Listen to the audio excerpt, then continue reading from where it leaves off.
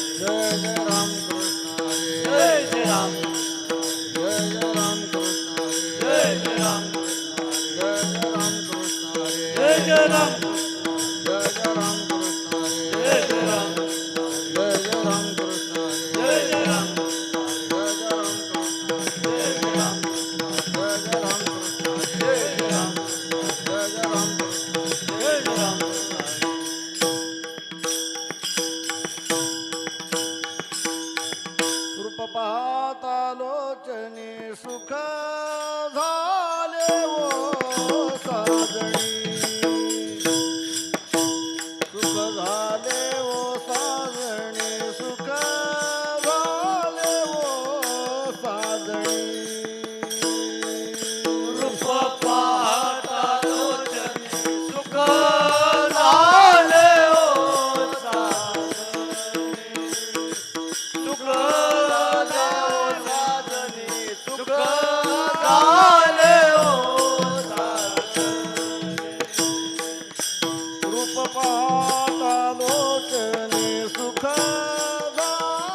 ओ साजणी सुख झाले ओ साजणी सुख झाले ओ साजणी रूप पाहता लोचनी सुख झाले ओ साजणी सुख झाले ओ साजणी सुख झाले ओ साजणी विठ्ठल बरवा तो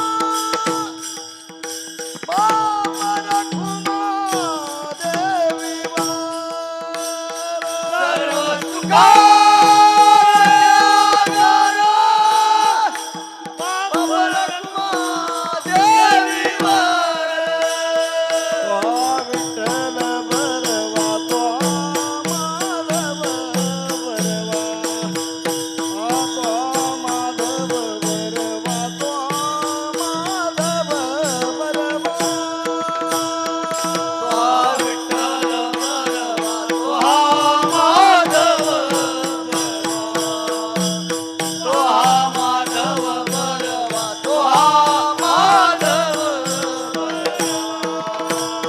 जय जय राम कृष्ण हरी जय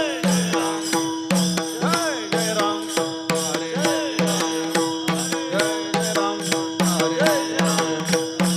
राम हरे जय जय राम हरे जय जय राम हरे जय जय राम हरे जय जय राम हरे जय जय राम हरे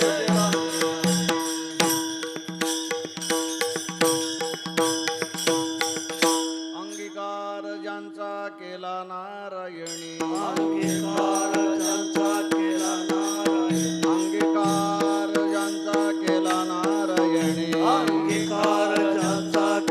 नारायणी निंद्यते तेणे वंद्यतेले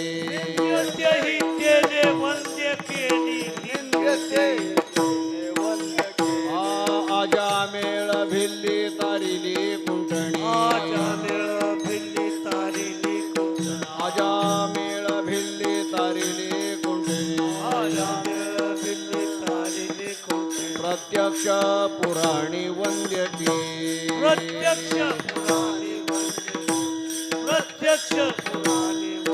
हे अंगीकार ज्यांचा केला नारायणी अंगीकार ज्यांचा केला नारायणी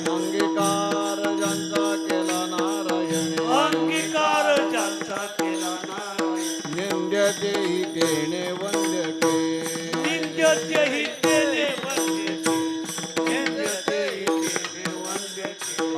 ब्रह्महत्या राशी पातके अपार ब्रह्महत्या राशी पातके अपार वाल्मिक किंकर वंद्य केला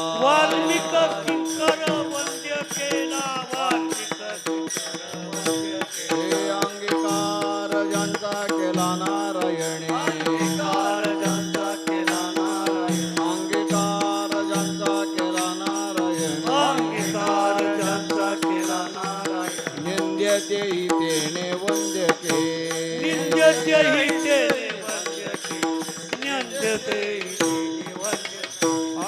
तुका म्हणे येथे भजन प्रमाण तुका म्हणे येथे भजन प्रमाण काय थोरपण जाळावी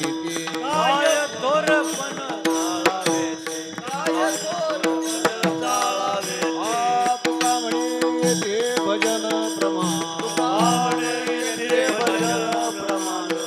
म्हणे येथे भजन प्रमाण काय थोर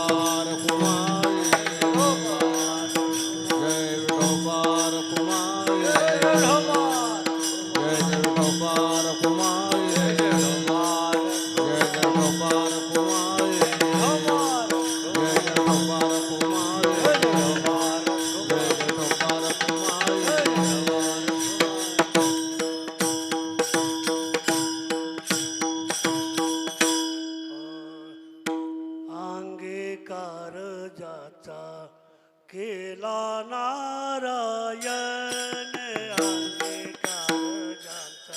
उठून राहायचं 2 मिनिटं उभा राहा मग तसं योग्य नाही उभा राहता येत नाही का अजिबातच चाल म्हणूस तर मग बसा चाल म्हणूस तर उभा राहा मग बसा आधीच आता सगळे बिगडे बिगडे झाल्यात संप्रदाय नीट राहिनं झाला काय करा अंगीकार ज्यांचा केला नारायण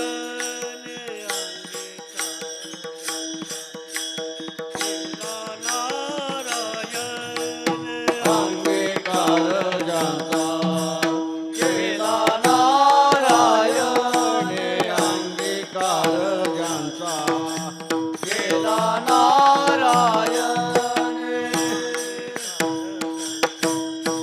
केला नारायण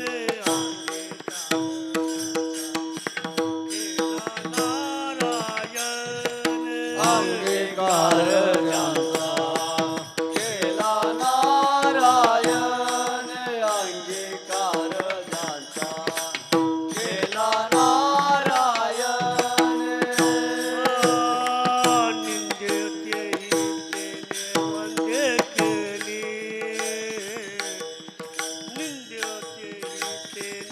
वंद्य केले अंगीकार केला नारायण केला नारायण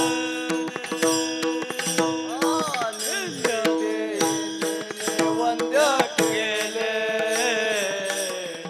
निंद्यतेने वंद्य केले अंगीकार जाता केला नारायण अंगीकार जाता केला नारायण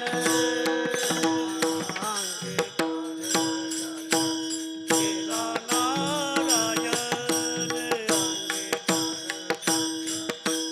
केला नारायण अंगीकार जाता केला नारायण अंगीकार जाता केला नारायण केला नारायण केला नारायण अंगीकार ज्यांचा केला नारायण अंगीकार ज्यांचा केला नारायण नित्य हितेने वंदे केले हितेने वंदे केले अंगीकार केला नारायण केला नारायण निंद्यते वंद्य केले निंद्यते वंद्य केले अंगीकार जाता केला नारायण अंगीकार जाता केला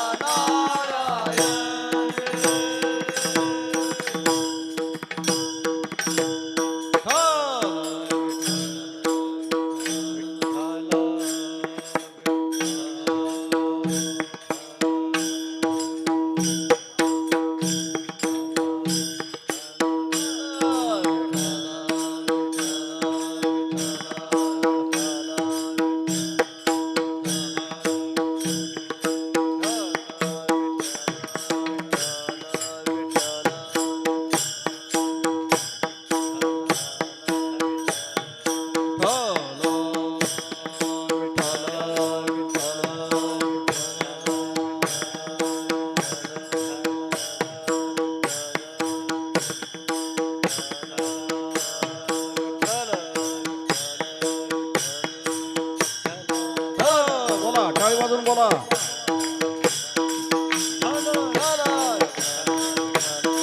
बोला पुंडलिक वरदा. हे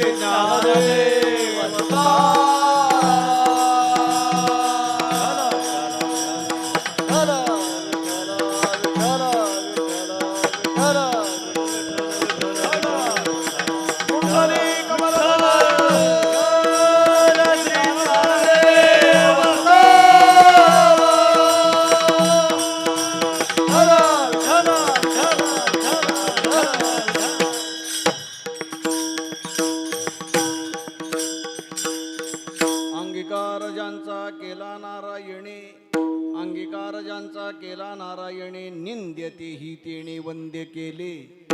आजा मेळ भिल्ली तारिली कुंटणी, प्रत्यक्ष पुराणी वंद्य केली. ब्रह्महत्या राशी पातके अपार, वाल्मिक किंकर वंद्य केला.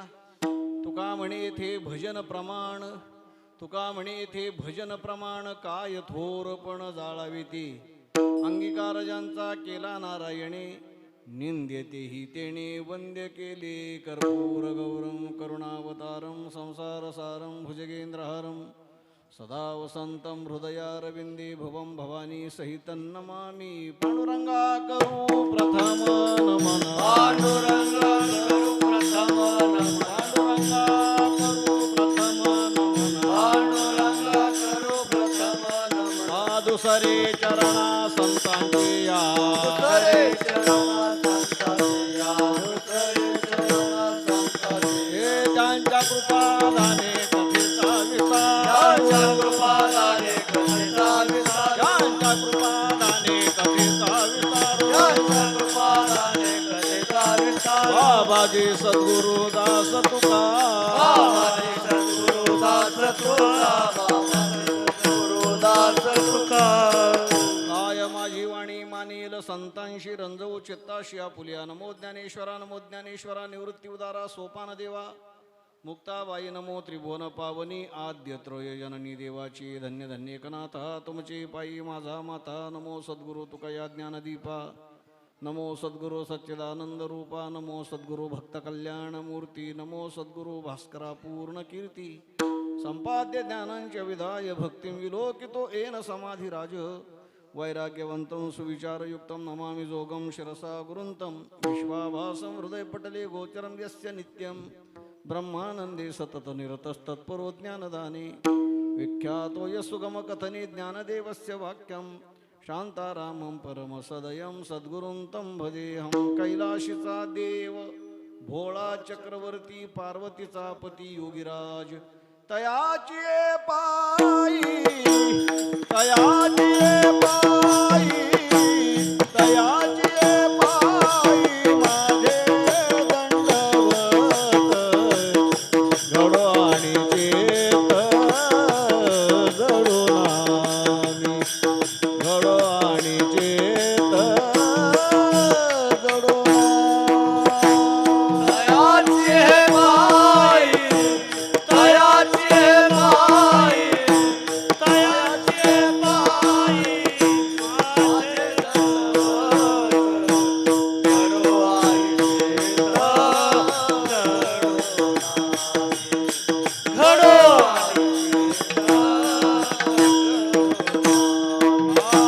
तयाची पायी माझे दंडवत.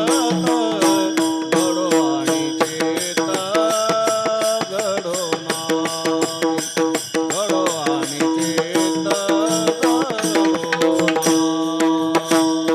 तयाची पायी माझे दंडवत.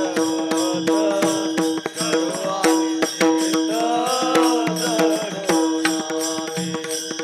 चेत घडो आणि चेत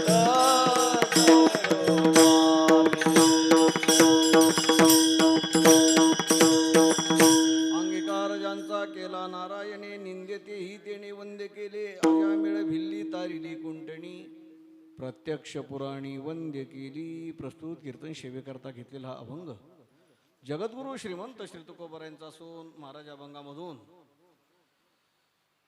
नारायण, आपण त्यालाच पांडुरंग म्हणतो, त्यालाच विठ्ठल म्हणतो, अशा भगवान श्री पंढरीनाथाचं औदार्य, त्याच्या अंतःकरणाची विशालता, अंतःकरणाचा मोठेपणा सांगतात.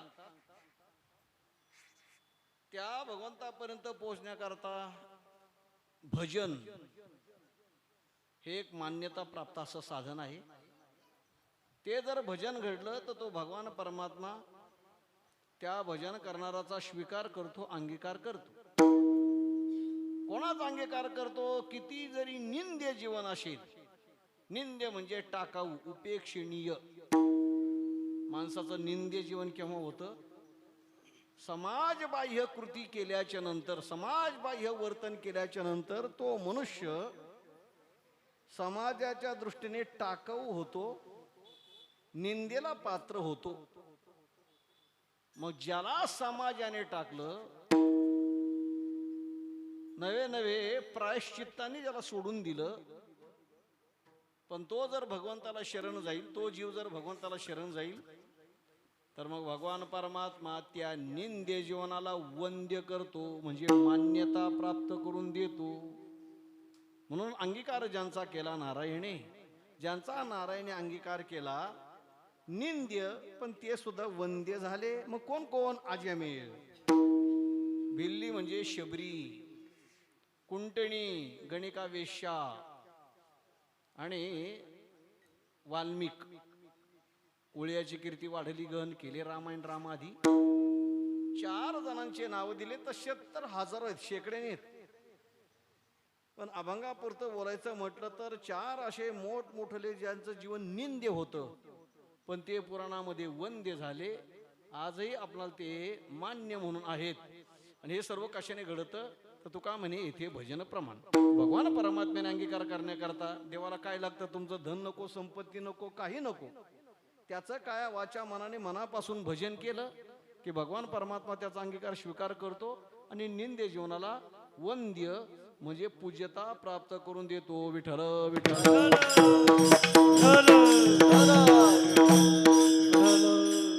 आपलं हे कारुंडे गाव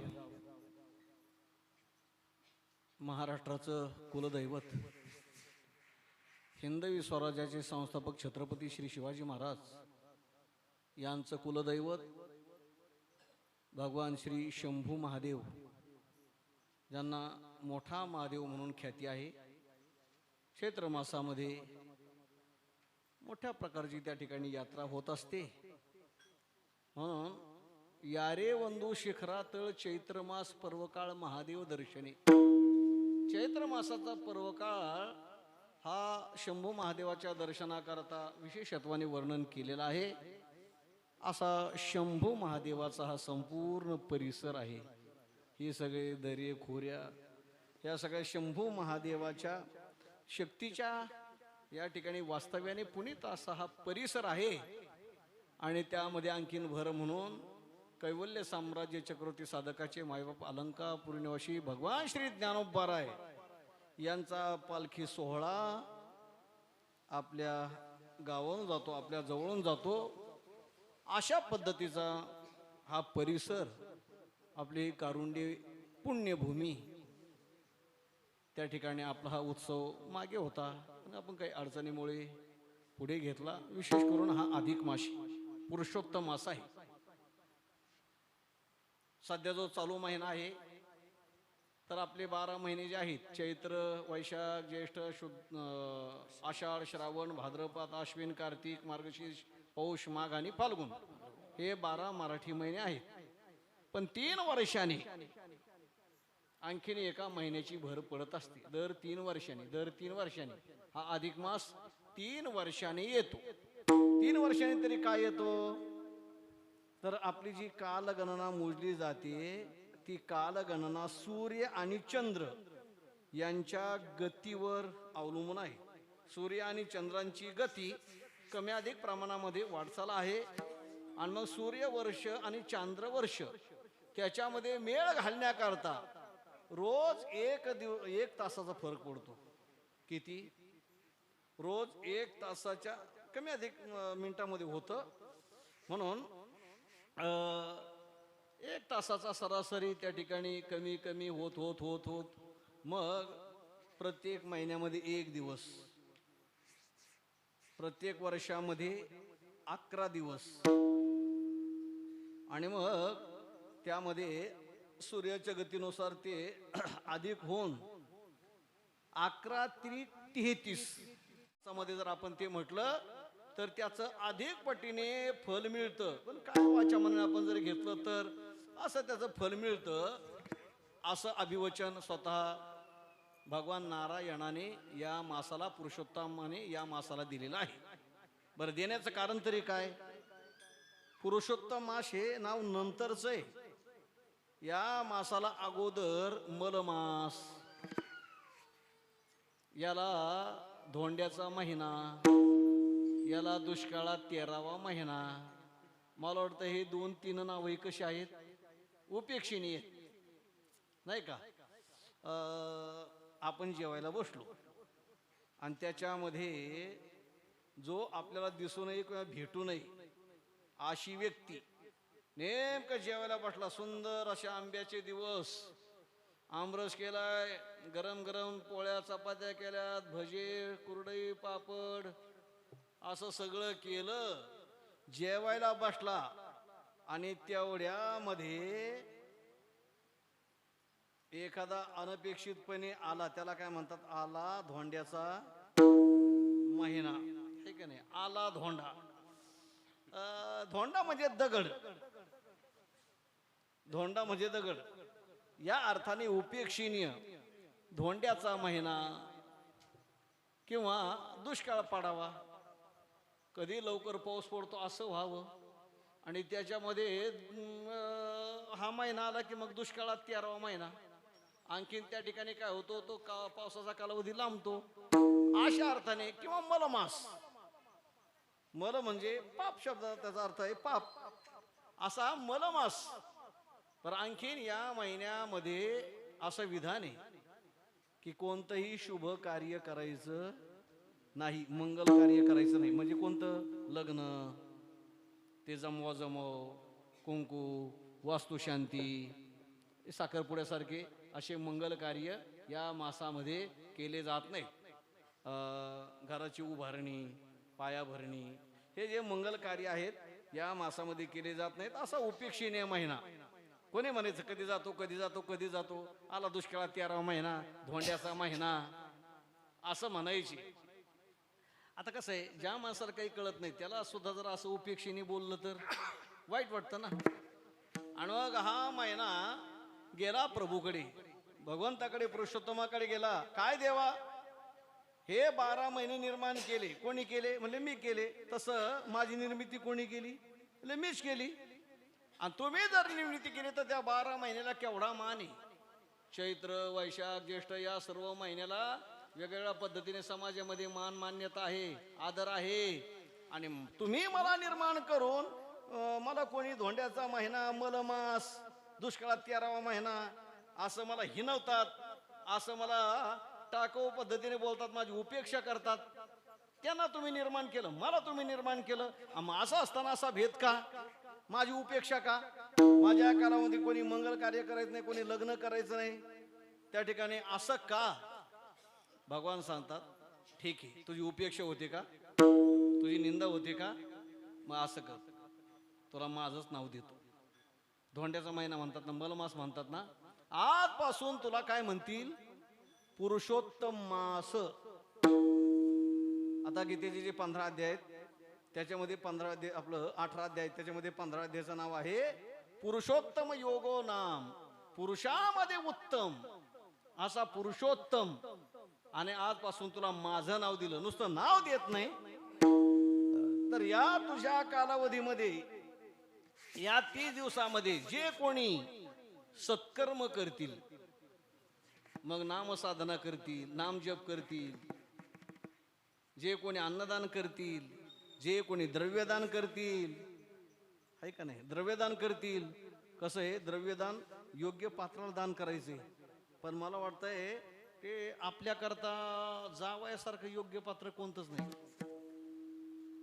या महिन्यामध्ये धोंडा दान करतात कोणाला? जावयाला. जावाई तुम्ही किती धोंडे दान केले म्हणजे जावई संतुष्ट होईल काय? बहुतेक मला वाटतं कीर्तनामध्ये जावई आता बसलेले सगळे वाटत पाहून असतील. कधी आपल्याला आवत नाही येते, कधी एकदा आपल्याला निमंत्रण येते, कारुंडेकर हुशार आहेत आहे का नाही, लवकर सप्त करून मोकळे झाले आता सासुरड्याचे धोंडे खायला. कधी त्या ठिकाणी आपल्याला धोंड्याला बोलवतात. पण ऐका, जामात म्हणजे जावाई हा 10वा ग्रह सांगितलेला आहे. जामातो दशम ग्रह, हा ग्रह तो आहे की पीडा देणारा. त्या जावयाला तुम्ही कितीही द्या, कितीही द्या, अजून संतुष्ट झालेला जावई भेटायचा आहे. जावई कसा आहे, तो असंतुष्टचे, अतृप्तचे. काय झालं, असेच पुरुषोत्तम मासाचे अधिक मासाचे दिवस, व जावायला द्यावं, जावायला द्यावं, जावायला द्यावं म्हणून त्या जावायच्या सासऱ्याने म्हणजे आपल्या मुलगी जेव्हा निघाली तर तिला आपल्या 5-25 आंब्याची पेटी दिली. पूर्वी टोपली असायची, 5-25 आंब्याची टोपी दिली, पेटी दिली. आता मुलगी आई बापाने दिल्याच्या नंतर अभिमानाने सांगणारच की. गेल्याबरोबर ते आंबे सोडले, बापाने दिले, बापाने दिले, बापाने दिले. जावईच तो अतृप्त, ब्राह्मण आणि जावई दोघं अतृप्त, कधी त्यांची तृप्तीच होणार नाही. अतृप्त, त्याला काय आंबे दिलेत, आंबे दिलेत, आंबे दिलेत, जसं काय त्या ठिकाणी आंब्याचं झाडच दिलं एवढं सांगायला लागली. 5-25 आंबे दिलेत. मुलीने बापाला सांगितलं, जावयाचं मन काय भरलं नाही, जरी 5-25 आंबे दिले तरी मन भरलं नाही म्हणे. पुढं जसं का आंबे झाड दिलं म्हटले, जरा सासरे बाबा उदार होते की आपल्या मुलीचं ठीक आहे, आबरू राहावी, ती प्रतिष्ठा राहावी म्हणून सासऱ्याने सांगितलं, तुला हा एक आंबे झाड दिलं, जाऊ दे. आंबे झाड म्हणतात, आंबे झाड या, उतरून घेऊन जा. मुलगी आली, मोठ्या स्वाभिमानाने सांगायला लागली सासरला की माझ्या बापाने आंबे झाड दिलं, आंबे झाड दिलं, आंबे झाड दिलं. आता तरी जावं तृप्त व्हावं की नाही. मला आंबे झाड दिलं, आंबे झाड, जसे का आमराई दिली. आता त्यामध्ये आमराईमध्ये 100 झाडे होते. पुन्हा मुलगी गेली, बाबा अजूनही तो ग्रह शांत नाही झाला, त्याला कुठं आमराई दिली. सासरे जरा उदारच होते, उदार होते. सासरे कशात जावायचे हा बाप ठेवा. 100 आंब्याची आमराई नावावर करून दिली, जाऊ दे 100 आमराई. आंबे काय करा, यान उतरून घेऊन जा. मुलगी आली, माझ्या बापाने आमराई दिली, माझ्या बापाने आमराई दिली, माझ्या बापाने आमराई दिली. आता तरी जावई संतुष्ट झाला असेल ना, नाही ना. त्याला आमराई दिली, आमराई दिली, आमराई दिली. जसं काय आंबे ज्या 7-12 मध्ये होते तो 7-12 नावावर केला जसं काय. आता मला काय सांगायचंय, किती जरी त्या ठिकाणी जावायला दिलं तरी स्वतः 7-12ची वाट पाहूनची. ज्यामा तो दशमग्रह, त्या जावयाची संतुष्टता होत नाही. आणि म्हणून या महिन्यामध्ये मग जावायला धोंडादान, त्या ठिकाणी सुग्रास भोजन केलं, कपडे घेतले, थोडेसे कपडे त्या ठिकाणी त्याच्या मनाला न उतरावेत, लगेच त्या ठिकाणी कपडे टाकून देतो, फेकून देतो. जाऊ द्या, तुम्ही करणारच आहेत, पण बाबा सत्कर्म करा. या मासामध्ये मला आल्याबरोबर माऊलीने सांगितलं की इथं केवढं अन्नदान आहे, 97 कीर्तन, आणि आलेल्या सर्व भक्तांना मोठ्या प्रमाणामध्ये भोजन, अन्नदान, बस हे खरं दान आहे. पुरुषोत्तम मासामध्ये, अधिक मासामध्ये या पर्व काळावर जे जे म्हणले अन्नदान केलं असेल ना, खूप त्यांना अधिक पटीने फल मिळणार आहे. आणखीन जाता जाता सांगतो की पंढरपूरला आदरणीय कदम माऊली, छोटे माऊली, त्यांनी जे विविध भागामध्ये जे मोठमोठे सप्ताह केले, पंढरपूरला नामदेवांच्या संबंधाने तो उत्सव भव्यतेने होतोय. परवा त्याचा काल आहे, उद्या समारोपाचा दिवस आहे. आणि माळशिरस तालुक्याच्या भाकरी चपात्या उद्या आहेत, बरोबर आहे ना, उद्या. तर त्याच्याकरता सूचना सांगितली की ते म्हणले आठवण झाली तर सांगा की उद्या आपण सर्वांनी पंढरपूरला अन्नदान जायचंय. आपलं मोठ्या वारकरी मंडळाने त्या ठिकाणी अन्नदान त्या ठिकाणी जायचंय. म्हणून भाकरी चपात्या जे काय आपलं असेल ते आपण 11-20 का आपल्याला द्यावं वाटतील त्या पद्धतीने आपण द्याव्यात. असं हे अन्नदान म्हणजे त्यातले त्यात इथं आपण अन्नदान करतो त्यामध्ये तर पावित्र्य महत्व आहेच आहे, अधिक पटीने फल आहेच आहे. पण पंढरपूर सारख्या क्षेत्रावर अधिक मासाच्या पर्व काळावर गंगेच्या तीरावर जेव्हा ते अन्नदान होतं तर अधिकश अधिकम फलम असं या महिन्याचा महिमा आहे. आणि या अधिक मासाच्या पर्व काळावर सर्व आपले जे देवस्थान आहेत या ठिकाणी ज्ञानोबारांचे सेवक बसलेत. महाराज आळंदीला महिन्याचा उत्सव असतो, पंढरपूरला महिन्याचा उत्सव असतो, देहूला महिन्याचा उत्सव असतो. ग्रंथाचं त्या ठिकाणी वाचन, पोथी पुराण या मासामध्ये अधिकाने पुण्यकर्म केलं जातं. त्याला अनुसरून आपण कारुंडीकर मंडळीने सुंदर असा उत्सव प्रतिवर्षाप्रमाणे भव्यतेने या ठिकाणी आयोजित केला आणि तो पार पडत आहे. त्यामध्ये कीर्तनाची सेवा आहे. म्हणून सेवेकरता जगद्गुरु तुकोबारांचा अभंग या अर्थाने घेतला की खरं तर मलमास, धोंड्याचा महिना, दुष्काळात 13वा महिना अशा निंद्य पद्धतीने, निंद्य भावनेने या महिन्याकडे पाहत होते. याच्यामध्ये कोणी शुभ कर्म करत नसत, मंगल कार्य करत नसत. आणि तो जेव्हा भगवंताकडे गेला, देवाचा असं आहे बरं का, जो माझा होय अनन्य शरण त्याचे निवारी मी जन्म मरण. भगवंताला शरण गेला ना, अनाथाचा नाथ जनार्दन,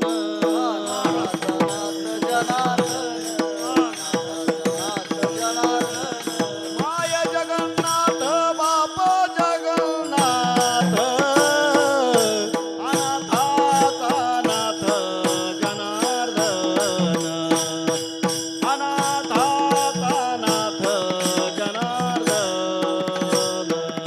माय जगन्नाथ बाप जगन्नाथ, अनाथाचा नाथ जनार्दन, अनाथाचा नाथ जनार्दन.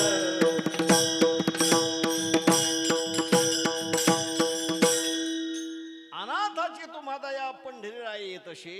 देवाला जो अनाथ असतो ना, अनाथ त्याची दया येते. अनाथाचा नाथ जनार्दन कसं असतं, जे टाकाऊ आहेत, जे त्याज्य आहेत, भगवान परमात्मा त्यांचा स्वीकार करतो, त्यांचा अंगीकार करतो. पण कधी त्याला शरण गेल्याच्या नंतर आपल्याला कथा माहिती आहे की आश्विन वद्य चतुर्दशी, ज्याला नरक चतुर्दशी म्हणतात, नरक चतुर्दशीच्या दिवशी पहाटे स्नान केलं जातं आणि पहाटे कथा ऐकली जाते रेडिओवर. वधूनी भावमासुरा आणल्या गोपांगना, राज्य उग्रसेना मथुरेचे. भगवान कृष्णाचे 16,108 लग्न झालेले आहेत. भगवान कृष्णाला किती पत्नी आहेत? 16,108. तुम्ही म्हणाल बाबा बाबा बाबा 16,108 कशा? आता त्याचा प्रकार आहे का? खरं तर भगवान कृष्णाचे 8च लग्न नियमाप्रमाणे झालेले आहेत. फक्त 8च लग्न, 8. मग 16,100. त्या 16,100 ते लग्न असे आहेत, त्या पत्न्या अशा आहेत की तो भौमासूर नावाचा राक्षस होता, असुर.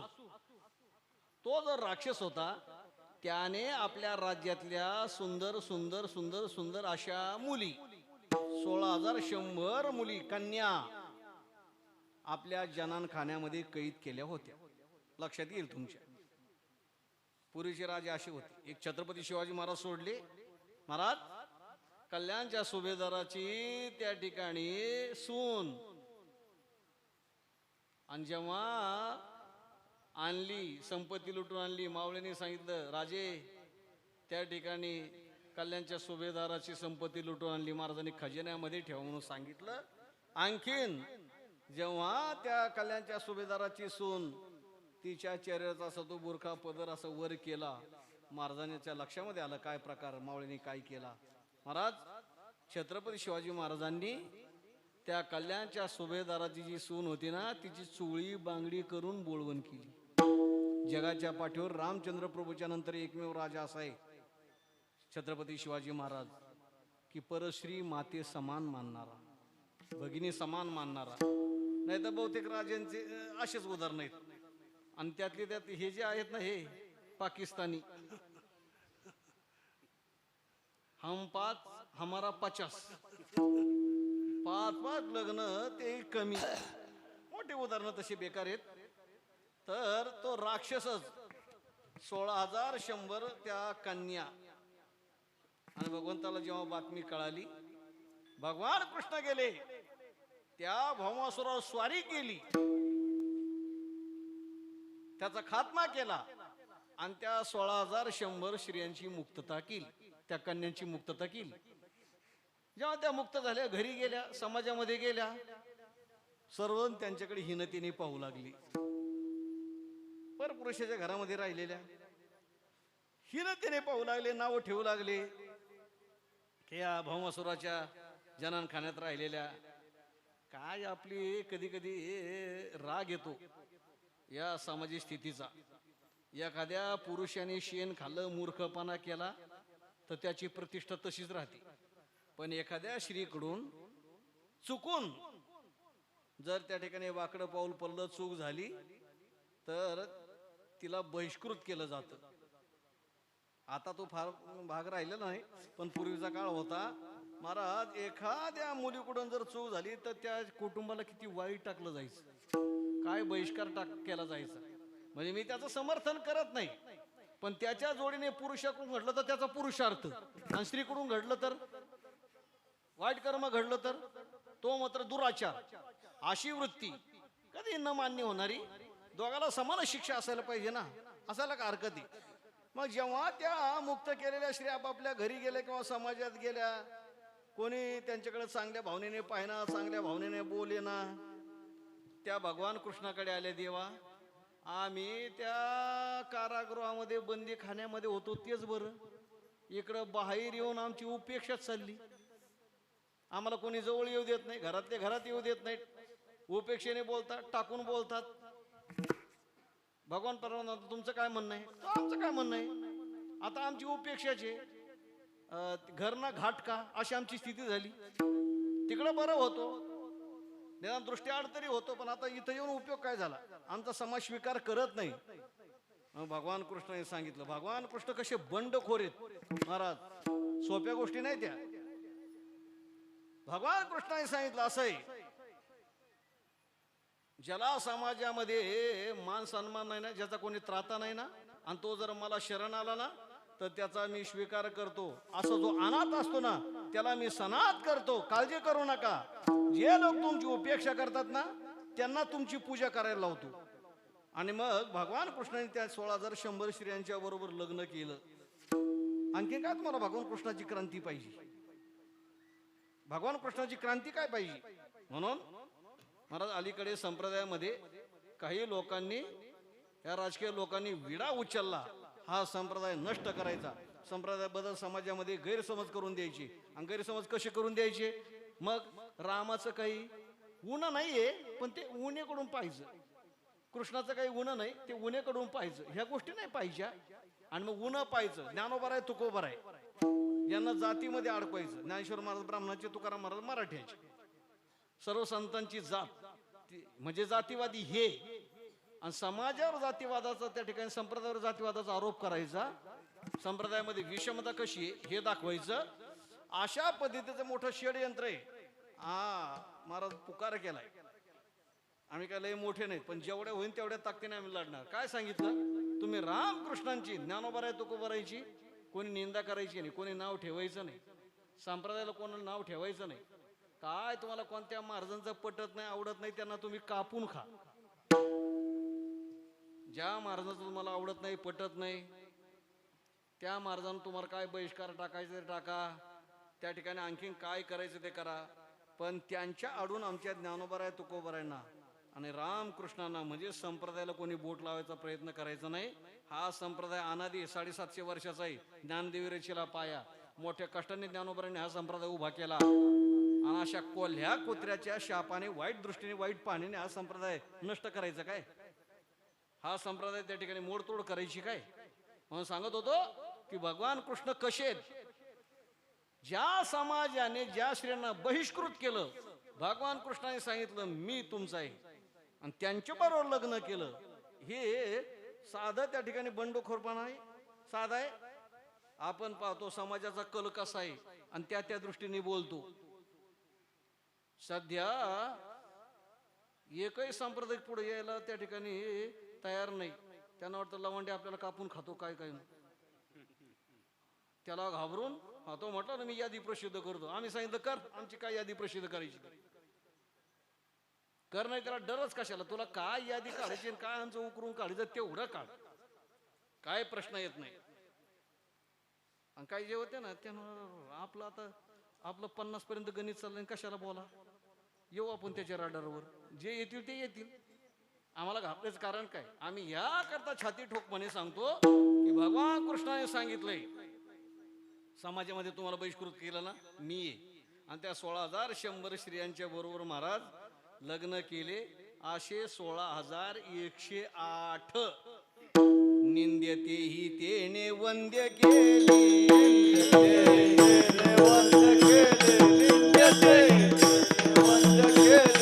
अंगीकार ज्यांचा केला नारायण, अंगीकार ज्यांचा केला नारायण, अंगीकार ज्यांचा केला नारायण, अंगीकार ज्यांचा केला नारायण, निंद्यते ही तेने वंद्य केले, निंद्यते ही तेने वंद्य केले, निंद्यते ही तेने वंद्य केले.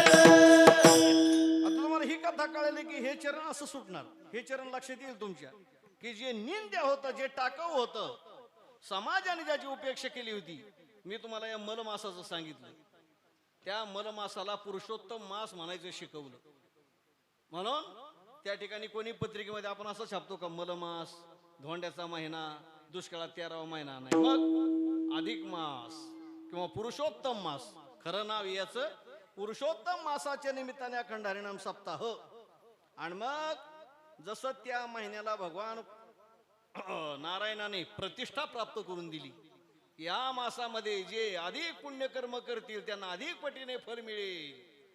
म्हणून अंगीकार ज्यांचा केला नारायणे, निंद्यते ही तेने वंद्य केले. त्या भौमासुराच्या कारागृहामध्ये असणाऱ्या 16,100 स्त्रिया, समाजाने ज्यांची उपेक्षा केली, आईबापाने घरात घेतलं नाही महाराज, पण भगवान कृष्णाने सांगितलं मी आहे ना तुमच्या करता, काय काळजी करू नका.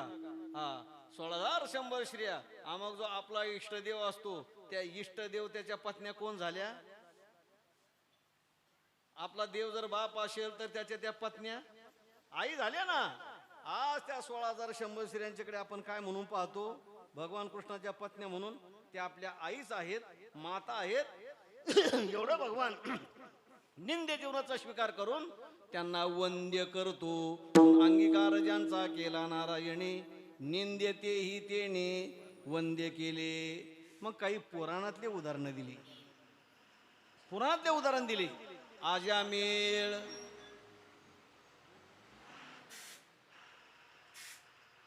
कन्याकुब्ज नावाच्या नगरीमध्ये आजामेळ सचल ब्राह्मणाचा पुत्र आहे. ज्याच्या घरामध्ये यजन, याजन, अध्ययन, अध्यापन, दान आणि प्रतिग्रह हे षटकर्म जे ब्राह्मणाचे कर्म आहेत ते चालत असायचे. वडिलांच्या आज्ञेने यज्ञाकरता लागणाऱ्या समिधा, समिधा म्हणजे काय, आपण होम पाहिलाय का? त्या होमाकरता वड, उंबर, पिंपळ अशा विविध जातीच्या वृक्षाच्या जातीच्या त्या काय असतात, काड्या असतात बरं का, त्याला म्हणतात समिधा. लाकडं म्हणायची नाही हा, नाही तर तुम्ही म्हणाल यज्ञाकरता लाकडं. यज्ञाकरता लाकडं नसतात, ते आपल्याकरता लाकडं असतात. आपण गेल्याच्या नंतर 10 मन 9 मन काय असतात ते लाकडं आपल्याकरता, ती यज्ञाकरता समिधा असतात छोट्या छोट्या. मग त्या आणण्याकरता एका उंच अशा आपल्या पिंपळाच्या वृक्षावर तो गेला आणि समिधा काढतोय. त्याच्यामध्ये त्या जंगलामध्ये त्याला एक असं वाईट दृश्य दिसलं. एक झोपडी आहे आणि त्या ठिकाणी एक जारश्री म्हणजे व्यभिचार करणारी श्री, वेश्या, आपल्या प्रियकराबरोबर रती क्रीडा करताना त्याला दिसली. किती काल? अल्पसा काळ. पण महाराज, आपल्या मनाला जर आपल्याला चांगलं पवित्र ठेवायचं असेल ना, चांगलं पाहावं, चांगलं ऐकावं. ज्याला वाटतं ना आपलं मन चांगलं सज्जन राहावं, मन चांगलं राहावं, कारण जिकडं मन धावतं तिकडं आपली इंद्रिय धावतात ना. कारण मन हे 10 इंद्रियांचा अध्यक्ष आहे. ज्याला वाटतं ना आपलं मन पवित्र राहावं, चांगलं राहावं, त्याने चांगलं पाहावं, चांगलं ऐकावं आणि चांगलं खावं. पवित्र अन्न खाल्लं तर मन पवित्र राहतं. आपण पाणी पितो ना, पाणी, हे पाणी कोणाच्या आईचं नाही घेतलं पाहिजे. दूषित ठिकाणचं, वाईट वातावरणाचं त्या ठिकाणी पाणी नाही पिलं पाहिजे. जसं आपण पाणी पितो तसं आपलं मन होतं. मी थोडंसं अवघड नाही बोलत. जसं आपण पाणी पितो तसं मन बनत असतं. जसं आपण अन्न खातो तसं आपलं मन बनत असतं. चोरीचं अन्न खाल्लं तर आपलं मनही अपवित्र, कलुषित बनतं. एक गोष्ट आपण ऐकली असेल, एक संन्यासी महाराज अशा दुपारच्या प्रहरी प्रवास करत होते. 11 वाजेची वेळ. एका दुकानदाराने ते पाहिलं. संन्यासी बुवा चाललेत, 11ची वेळ आहे, भूक लागली असेल. ओ संन्यासी महाराज, जेवण करता का? योगा नाही, आंब्याचे दिवस, जेवण करता का? ठीक आहे बाबा, भगवंताची इच्छा. संन्यासी महाराज गेले. आता तो श्रीमंत होता. घरी त्या ठिकाणी चांदीची ताटं, चांदीच्या वाट्या, चांदीचा ग्लास, असं सगळे श्रीमंती असल्या कारणाने संन्यासी महाराज आले. त्यांना त्या ठिकाणी आसन दिलं, पूजा केली, भोजनाची सिद्धता केली. बसायला पाठ, ताटाला पाठ, उदबत्त्याचा घमाट, असं ते चांदीचं ताट, मग त्याच्यामध्ये पंचपक्वानाचा थाट. अशा पद्धतीने जेवायला बसले. जेवण झालं. संन्यासी महाराजांचा कसा मोह झाला, एक चांदीची वाटी उचलली आणि आपल्या झोळीमध्ये टाकली. काही कारण आहे का? संन्याशाने द्रव्याला स्पर्श करायचा नाही, धातूला स्पर्श करायचा नाही. केला तर द्रव्य त्यागपूर्वक 3 दिवस उपवास सांगितलेला आहे. सोन्या चांदीला संन्याशाने स्पर्श करायचा नाही. आणि मग ते उच्च त्यांनी स्वागत केलं, आपलं ते निरोप दिला, गेले. 5-6 तासांनी त्या अन्नाचा अंमल कमी झाला आणि झोळीकडे हात गेला तर आपल्या झोळीमध्ये चांदीची वाटी कुठं आली? आपण दुपारी जेवलो तिथून आली. कशी आली? का आली? लक्षात येईना. काहीतरी गडबड आहे अन्नामध्ये. संन्यासी महाराज परत आले. परत आल्याच्या नंतर पुन्हा त्या दुकानाच्या मालकाने स्वागत केलं. या महाराज, या महाराज, दुपारी आमरस तुम्हाला चांगला आवडला काय? पोळ्या चांगल्या आवडल्या काय? भजे, कांद्याचे भजे चांगले लागले काय? परत आलात काय? ठीक आहे, परत जेवा. म्हणजे जेवणा करता नाही आलो म्हणे. मग ही चांदीची वाटी देण्याकरता. लक्षात आलं, आपलीच वाटी. असू द्या महाराज, न पुण्य आहे. आणि जे पंगत घालतात ना, हे आपलं सगळं कीर्तन ऐकलेलं आणि नामस्मरण केलेलं पुण्य ते जेव घालतात आणि त्यांना जातं. आता काय करायचं? जेवायचं नाही का? जेवायचं ना, तसं नाही जायचं. त्याने आपल्या करताच केलंय. आता दिंडीमध्ये आपण भजन करतो आणि जे पंक्ती घालतात ना, दिंडीमध्ये मोठ्या कष्टाने केलेलं भजन सगळं त्या पंक्ती वेळेला जातं. मग तुम्ही म्हणाल काय करायचं? मग भजन करायचं, मग जेवायचं. कधी स्वयंपाक करायचं, कधी काय करायचं? तेवढा वेळ आहे का पालखीवर आम्हाला? नाही ना.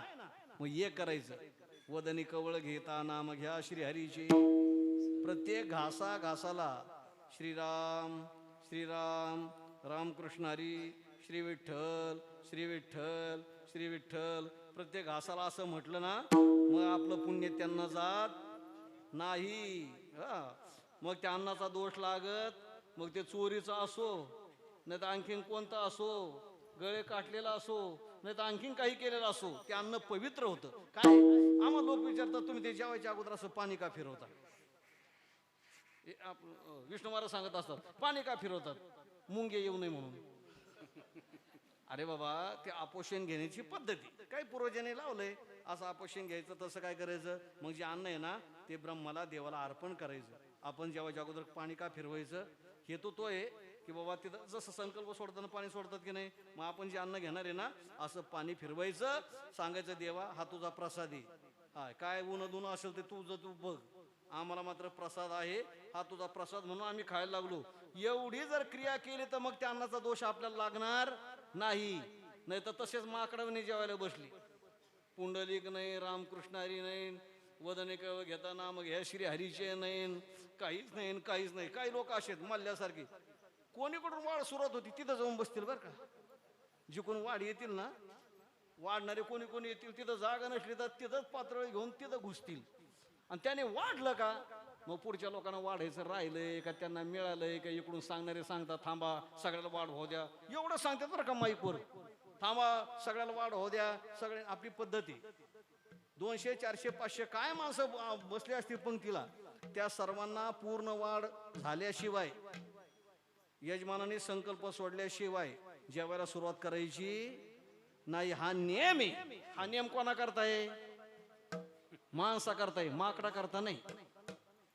कोण कोण माकड होतील ते तुमचे नंतर पहा, पण हा नियम महाराज माणसा करताय. नाही तर पहिल्या पात्रावर मिळालं आणि शेवटच्या पात्रावर अजून काहीच गेलं नाही. आणि काही काही जण असे असतात बरं का, सुरुवातीला लवकर जेवायला सुरुवात करतील, वाढणाऱ्याला पुढे जाऊ देत नाहीत. मग पुढच्या लोकांना काय करायचं? मग पुढच्या लोकांनी म्हणायचं हे नियोजन नाही बरोबर, नियोजन नाही बरोबर. महाराज 500 लोक बसले तरी एकाच वेळेला सर्वांना सर्व पदार्थ मिळाले पाहिजेत. चोपदार विचारतात झाली का वाढ? हो झाली. मग यजमान पुंडलिक वरदाहरी विठ्ठल, आणि मग जेवणाऱ्याने काय करायचं? हे पुंडलिक वरदाहरी श्री ज्ञान देतो करम हे म्हटलं ना, मला त्या अन्न पवित्र होतं. त्या अन्नामध्ये कोणता दोष राहत नाही. नाम घोषित झाल्याच्या नंतर त्या अन्नामध्ये दोष राहत नाही. हे यजमान जेव्हा संकल्प सोडतात ते काय म्हणून सोडतात? आतापर्यंत हे अन्न माझं होतं, आता हे अन्न कृष्णाचं झालं म्हणून तिथं म्हणत असताना नाही का पाणी सोडतात, कृष्णार्पण. आता हे अन्न काय झालं? मी कृष्णाला अर्पण केलं.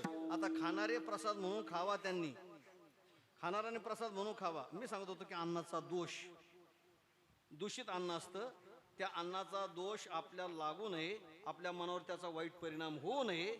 मी जसं अन्नामुळे दोष होतो, पाण्यामुळे दोष होतो, आपण जे कानाने ऐकतो ना त्याच्यामुळं आपलं मन बिघडतं. महाराज तुम्ही कीर्तन ऐका, मन प्रसन्न राहतं. कथा ऐका, मन प्रसन्न राहतं. भजन ऐका, मन प्रसन्न राहतं. आणि भांडणं ऐका, एखाद्याचे भांडणं, आपला काही संबंध नाही तिथं. माणसं कीर्तनाला तेवढ्या गडबडीने येत नाहीत. आता जर कीर्तनामध्ये इकडे कुठं चौकात भांडणं लागले ना तर निम्मी माणसं उठून जातील, काय चाललंय ते पाहू, काय चाललंय. आम्ही म्हणलो कुठं चालले उठून? ते म्हणले जरा काय चाललंय ते पाहून येतो. जेवता जेवता माणसं ताट लोटून देतात पुढं. कोणाचे भांडणं लागले, बायको जेवायला बसले, ते म्हणलं जेवण काय पळून चाललं का? आणि भांडणं एवढं काय तिथं काय बंद पडलंय का? भांडणं ऐकायला जातो जो कान पसरोनी ऐके व दे दुष्टवाणी. महाराज आता त्या भांडणामध्ये काय आहे? विष्णू सहस्रनाम आहे की तिथं? ओम विश्वम विष्णू षटकारो भूत भव्य भूतप्रभू, तिथं विष्णू सहस्रनाम आहे का? तिथं भांडणं आहेत. ते ऐकलं ना त्याचा परिणाम मनावर होतो. वाईट शब्द ऐका, त्याचा परिणाम मनावर होतो, म्हणजे वाईट मन होतं. चांगलं ऐका, मन चांगलं होतं. हे जसं कानाने आपण ऐकतो ना तसं मन बनतं, तसं डोळ्याने जे आपण दृश्य पाहू तसं मन बनत असतं. म्हणून वाईट दृश्य, अमंगल दृश्य पाहायचं. हा मग टीव्ही का पाहायचं नाही? का धांगड धिंगा पाहायचं नाही? आज मुलं का बिघडली? रात्रंदिवस महाराज त्या मोबाईल मध्ये जसं चांगलं आहे तसं वाईटही आहे, वाईट आहे तसं चांगलं आहे. कोण काय घेतं त्याच्यावर अवलंबून आहे. हे रात्री मुलं 2-2, 3-3 वाजेपर्यंत दृश्य पाहतात. कसं मन चांगलं राहील? कसं मन चांगलं राहील? डोळ्याने त्या ठिकाणी मन बिघडतं, कानाने मन बिघडतं, अन्नाने मन बिघडतं, पाण्याने मन बिघडतं. मी तुम्हाला त्या आज्या मेळ सांगत होतो. आज्या मेळ सच्चिल ब्राह्मणाचा पुत्र आहे, ज्याच्या घरामध्ये ब्रह्मक्रिया चालू आहे, अग्निहोत्र चालू आहे. तो यज्ञाच्या समित आणण्याकरता गेला आणि तिथे त्याला एक वेश्या आपल्या प्रियकराबरोबर रतिक्रीडा करताना ते दृश्य दिसलं. महाराज घरामध्ये बायको आहे, मुलं आहेत, त्यांचा त्याग केला, सोडून दिलं. असतात काही काय असे महाभाग, असे मूर्ख माणसं. घरामध्ये लक्ष्मी सारखी पत्नी असते, लक्ष्मी सारखी, पण त्या पत्नीचा त्याग करून तिच्याकडे दुर्लक्ष करून वाम मार्गाने, वाईट मार्गाने काही वागणारे लोक असतात, मूर्खपण करणारे लोक असतात. असू द्या. तर तो त्या वेश्येकडे गेला, तिला मागणी घातली, त्या वेश्येबरोबर राहू लागला आणि 1 नाही 2 नाही तर 9 मुलं झाली. 10व्या वेळेला ती गरोदर. संत म्हणतात अरे एवढा सच्चिल ब्राह्मणाचा पुत्र. महाराज पुण्यकर्म करा, कधी ना कधी कामाला येतं. पुण्यकर्म करत राहा, कधी ना कधी त्याचं फल येतं. त्या पुण्यामुळं संतांच्या मनात आलं की या आजमेळाचा उद्धार झाला पाहिजे. ब्राह्मणाचा पुत्र आहे.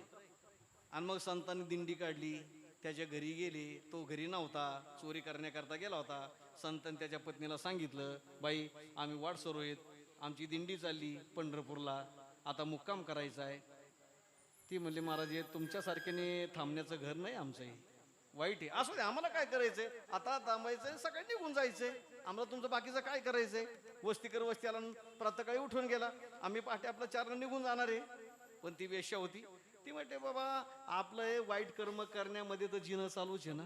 कधीतरी माणसाने पुण्यकर्म करावं ना, चांगलं कर्म करावं ना, कधीतरी एखाद्या दिंडीला जीव घालावं, कधीतरी एखादी पंगत घालावी. अशा येत नाही ते आलेत ना, हे कधी वारकरी बोलून येत नाहीत. आणि नाही तर आपण ते पाप कर्म करणारे सगळे येतं. त्यापेक्षा मग तिने सांगितलं बाबा थांबा.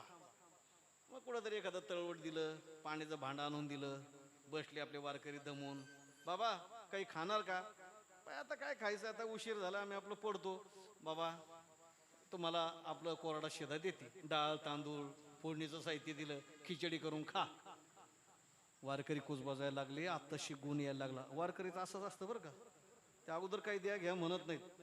त्यांना माहिती आहे यांच्या दारात जाऊन बसलं की ते आपण पाणी देणार आहेत, जेव्हा म्हणणार आहेत, अंतराला देणार आहेत, सगळं पुढचं होत असतं. हे वारकऱ्याला चांगलं माहिती. त्याच्यामुळं काय झालं, मग तिने शिदा दिला, त्याने आपलं खिचडी केली, खाल्ली. आणि जीवन पुराणामध्ये काय झाले, वंद्य झाले. एवढाच भाग आपण लक्षात ठेवायचा.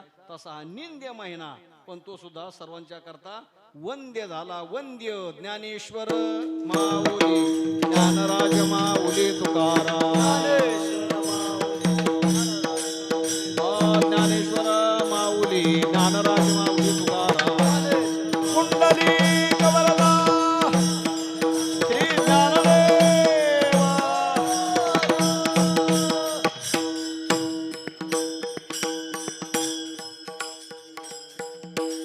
म्हणून आपला चांगली संधी आहे. मी सांगितलं की आपण शंभू महादेवाच्या चरणाजवळ राहतो. भगवंताने आपल्या शंभू महादेवाने चरणाजवळ घेतलंय. ज्ञानोबा आहे, येथून जातात येतात सर्व संत मंडळी, प्रत्येक महिन्याला वारकरी मंडळी येतात जातात. त्यांच्या चरणाची धूळ. आपण टेंभुकर महाराजांच्या परंपरेमध्ये आहोत. हे विशेष. नामदेवाना या ठिकाणी राहत होते.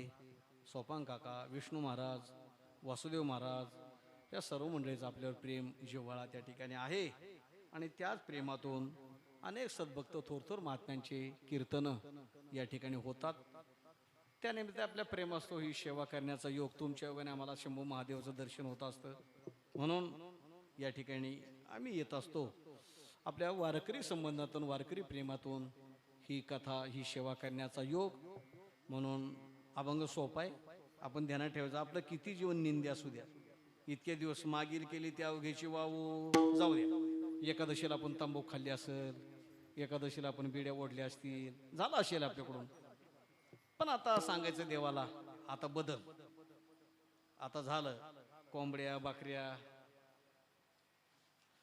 देवाला क्षमा मागा. निंदी जीवन, पण तेही वंद्य होऊ शकतं. भगवंताला शरण गेलं, नामस्मरण केलं की भगवान मागचं काही पाहत नाही. वाल्या कोळ्याचं पाहिलं नाही, आजमिळचं पाहिलं नाही, शबरीचं पाहिलं नाही, मग आपलं पाहिल का? हा त्याच्यातून बोध घ्यायचा. नुसती कीर्तन ऐकायचे नाहीत, त्याच्यामधून आपण थोडं थोडं थोडं थोडं आपली सुधारणा झाली पाहिजे. आणि प्रसाद खाऊन तर झालीच पाहिजे. त्याच्याकरता एवढा खाटाटोप आहे. सर्व कार्यकर्ते मंडळी, मी फोन केला, प्रत्येकाच्या घरोघर जायचं, सर्वांना बोलवायचं, निमंत्रण करायचं. खरं तर निमंत्रण करायची गरज नाही, आपणहून आलं पाहिजे. आपणहून वर्गणी, अरे देवा करता द्यायची ना, मग काय मागत ना हांजी करायची. असं आहे. घरी येऊन दिलं, कार्यकर्ते घरी आले आणि मग दिलं, त्याचं फल आहे. पण स्वतःहून त्या ठिकाणी देवाच्या समोर आणून दिलं ना, देव पाहतो ना, त्याचं अधिक पटीने फले महाराज.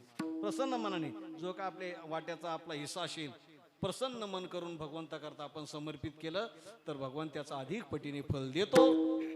म्हणून मोठ्या प्रमाणामध्ये अन्नदान आहे. मोठ्या प्रमाणे बहुसंख्येने आपण बसला.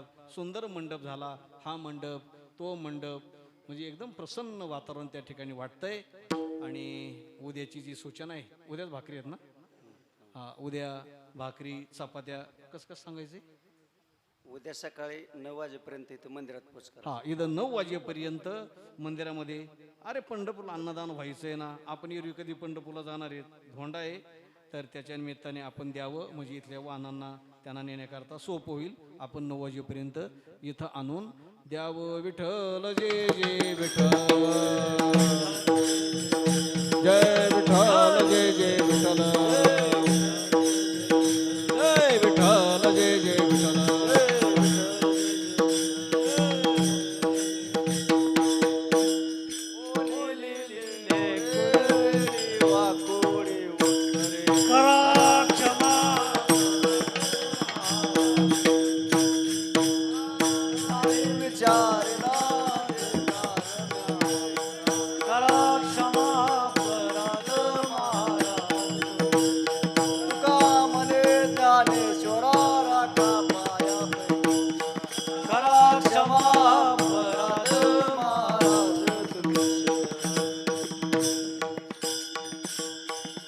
आजची कीर्तन सेवा हरिभक्त पारायण राम महाराज जिंजुरके आकेगावकर यांनी अतिशय सुसरावी अशी कीर्तन सेवा केली. त्यांचं समस्त ग्रामस्थ कारुंडे व सेवा मंडळाच्या वतीने ऋणनिर्देश. तसेच आज सकाळचं अल्पोपार बाळासो महादेव मस्कर, सकाळचा महाप्रसाद तानाजी शामराव पाटील आणि आपला आताच्या सायंकाळचा महाप्रसाद मारुती निवृत्ती पाटील यांचा होईल. उद्याची कीर्तन सेवा हरिभक्त पारायण सुरेश